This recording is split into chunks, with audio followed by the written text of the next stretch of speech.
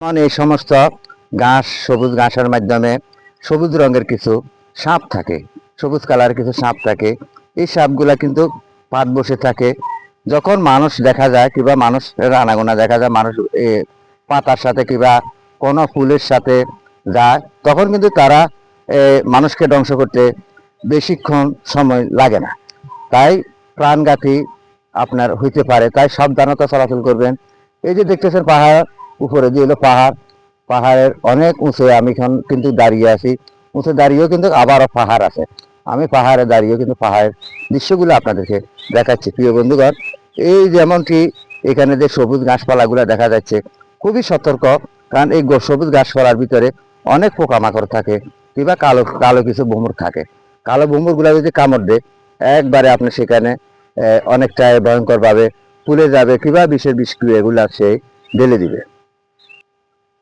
এই যে দেখতেছেন এখানে আমি একটা বোমর দেখাচ্ছি আপনাদেরকে। এই যে দেখা যাচ্ছে, এই যে বোমরটা দেখা যাচ্ছে, দেখতেছেন এই বোমরটা, এগুলা কিন্তু কামড় দিলে অনেকটাই কিন্তু ভয়ঙ্কর। আর এগুলা কিন্তু পাতার রসগুলা খাচ্ছে। আর এখানে কিন্তু সাপও থাকে, যেমন অনেকটা সাপ আপনার এখানে ফুলের পাশে দিয়ে কিংবা এইভাবে পাতা রঙের সাপ এগুলা বসে থাকে। বসে থাকার পরে যখন আপনি একটা ফুল নিতে যাবেন কিংবা আপনি এখান দিয়ে হাঁটার সময় সে আপনাকে কামড় দিতে পারে। আর এখানে দেখতেছেন যে জার জংলাগুলা অনেক সময় এখানে কিন্তু শুয়ে থাকে। বিভিন্ন রকমের প্রাণীরা, সজারু কিংবা সাপ, অনেক রকমের প্রাণী থাকে। তাই আপনারা সবসময় সতর্ক থাকবেন। আবার পাহাড়ি কিছু ব্যাঙ আছে, ব্যাঙেও কিন্তু কামড় দিতে পারে।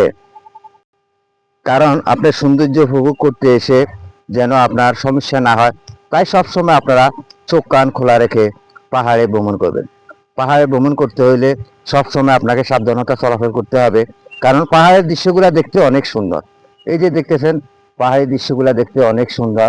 বিভিন্ন রকমের গাছপালা কিংবা এই পাহাড় পর্বত, বিভিন্ন রকমের আপনার পথ, যেমন আঁকা বাঁকা পথ, উঁচু নিচু পথ, এই পথগুলা দিয়ে মানুষ আসা যাওয়া করে কিংবা মানুষের পাহাড়ের মনোরম দৃশ্যগুলা উপভোগ করার জন্য এখানে চলে আসে। তাই সবসময় প্রিয় বন্ধুগণ, আপনারা সতর্ক থাকবেন এবং কি আপনাদের সাথে যারা আসে তাদেরকেও সতর্ক রাখবেন। সকলকে ইউটিউব চ্যানেল, ফেসবুক থেকে আন্তরিক ভালোবাসা, অভিনন্দন জানিয়ে আজ পবিত্র শুক্রবার জুমা মোবারকের শুভেচ্ছা জানিয়ে এখান থেকে বিদায় নিচ্ছি। আসসালামু আলাইকুম।